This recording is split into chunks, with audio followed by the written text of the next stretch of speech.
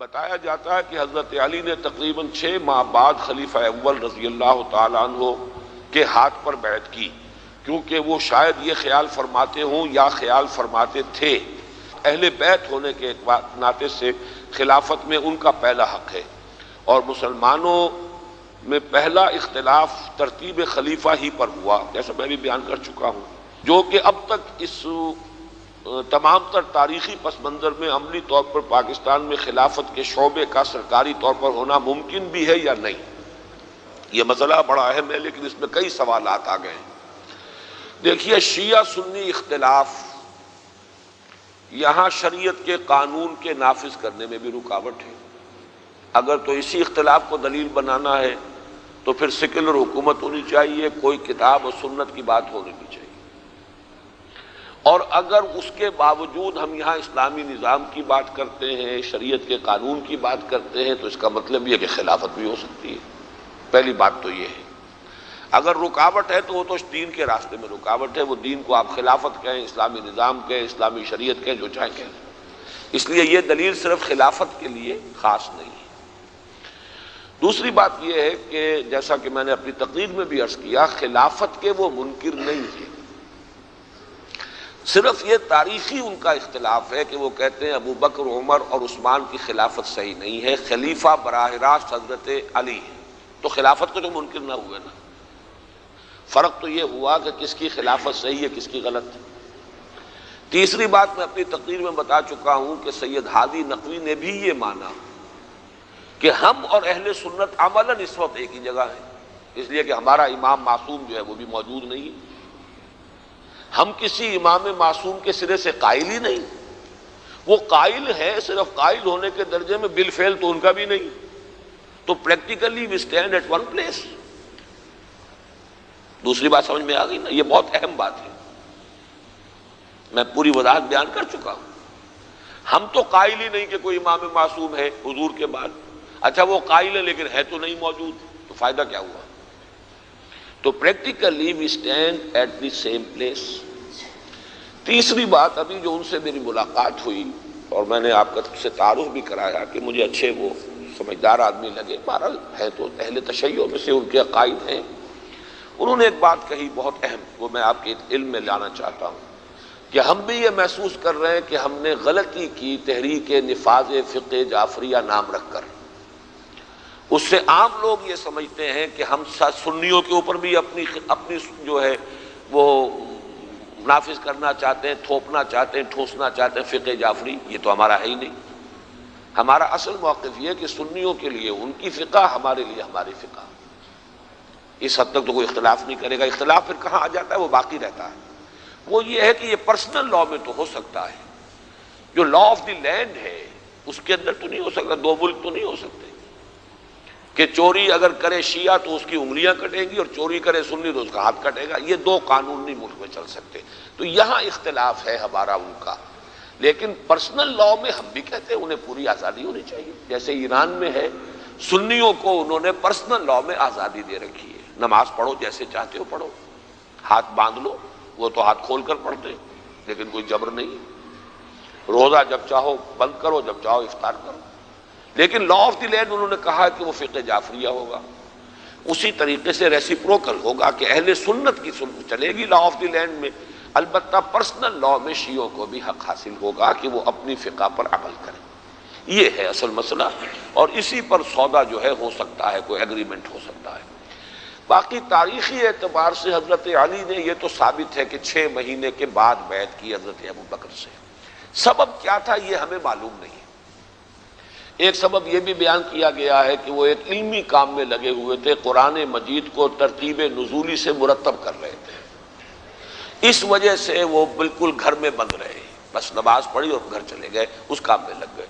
ایک یہ بتائی جاتی ہے، ایک یہ بتائی جاتی ہے کہ حضرت فاطمہ رضی اللہ تعالی عنہ کو شدید صدمہ تھا، ایک صدمہ تو حضور کے انتقال کا، اور نمبر 2 یہ کہ وہ جو ان کا ایک ان کے خیال میں حق تھا باغ فدق، اور وہ حضرت ابو بکر نے فرمایا کہ نہیں، یہ تو حضور نے فرمایا ہے کہ ہمارا کوئی ورثہ نہیں ہوتا، نبیوں کا کوئی ورثہ نہیں ہے، کوئی میراث نہیں ہے، تو اس کا انہیں صدمہ تھا، ان کا خیال تھا کہ میری رائے صحیح ہے، تو حضرت علی نے بھی ان کی دل جوئی کے لیے حضرت ابو بکر سے 6 ماہ تک بیعت نہیں کی. ایک رائے یہ ہے. ایک رائے یہ ہے کہ وہ خود سمجھتے تھے کہ ہم حقدار ہیں. واللہ عالم، اب ہم کہہ نہیں سکتے. تو یہ بات جو ہے تاریخ میں مختلف وہ ہیں اس کی روایتیں، مختلف خیالات. اب ہم اس کو خامخواہ کہاں طے کرنے بیٹھیں گے.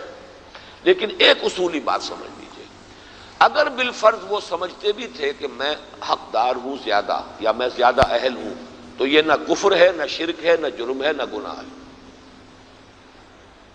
یہ کچھ لوگوں نے غلط خیال پھیلا دیا ہے کہ امیدواری حرام ہے.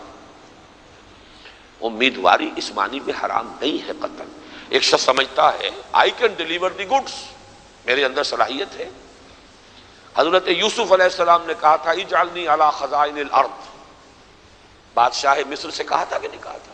میرے ہاتھ میں کنٹرول دے دو. انی حفیظ علیم، میں حفیظ بھی ہوں علیم بھی ہوں، حفاظت کرنے والا ہوں، خیانت نہیں کروں گا، علیم بھی ہوں، صلاحیت رکھتا ہوں، صحیح طور پر ایڈمنسٹر کروں گا. یہ کیا تھی؟ ایک شخص سمجھتا ہے قوم کا مسئلہ ہے، میرے اندر صلاحیت اللہ نے دی ہے کہ میں یہ کر سکتا ہوں. ہو سکتا ہے غلط خیال ہو، لیکن کوئی کفر اور شرک نہیں ہے یہ خیال کرنا. یہ غلط تصورات ذہنوں میں بیٹھ گئے ہیں. تاریخی اعتبار سے یہ سمجھ لیجئے کہ جیسے آج کل پولیٹیکل پارٹیز ہوتی ہیں، وہاں پولیٹیکل پارٹیز نہیں تھی، قبائل تھے. بنو ہاشم، بنو امیہ، انصار، اوس، خزرج، یہ تو تھا نا. انصار نے کہا تھا ہمارا حق ہے.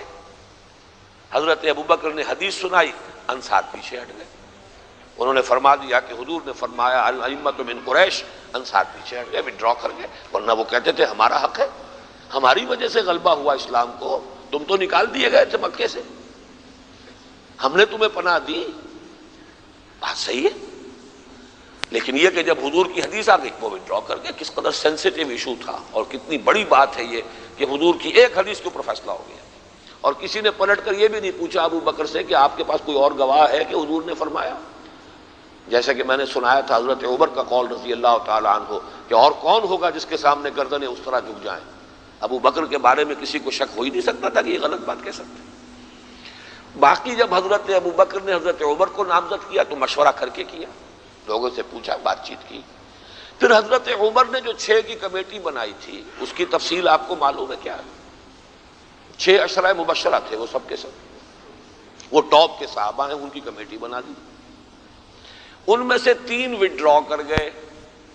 ہم اس منصب کے طالب نہیں، اس کا مطلب باقی تو طالب تھے کہ نہیں تھے؟ وڈراول کا مطلب کیا ہے؟ کوئی عقل کی بات تو کرنی چاہیے. جب 3 رہ گئے، اب حضرت زبیر، حضرت طلحہ وڈرا کر گئے.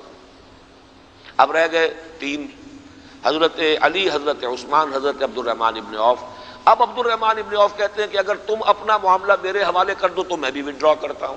تو باقی دونوں امیدوار تھے کہ نہیں تھے؟ کوئی تھوڑی سی بات سمجھے.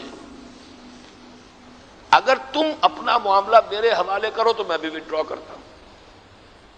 لہذا ان کا ٹھیک ہے، مانتے. اب آپ نے مشورہ کرنے شروع کیا، خواتین سے بھی، مردوں سے بھی، بچوں سے بھی ڈیسائیڈ کر دیا ان فیور آف عثمان رضی اللہ تعالی.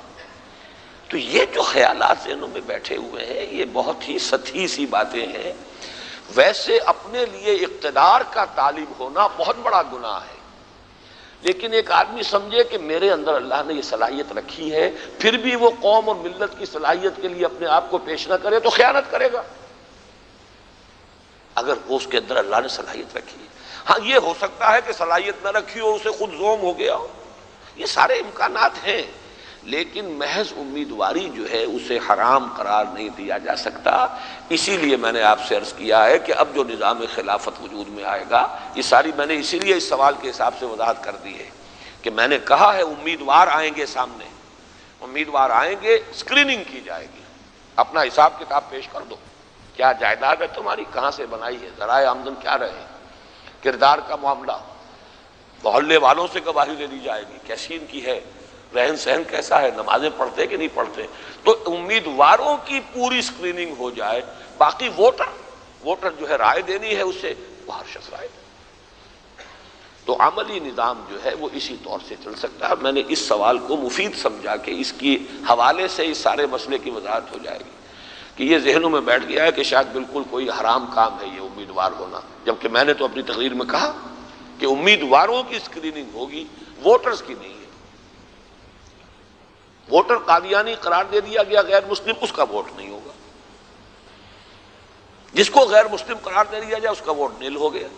جو مسلمان ہے وہ برابر کا شریک ہے، چاہے وہ دل میں منافق ہو. ہمیں کیا پتہ کسی کے دل کا، مسلمان ہے، منافقوں کا سردار بھی ہو تب بھی وہ مسلمان ہے، ووٹ ہے اس کا.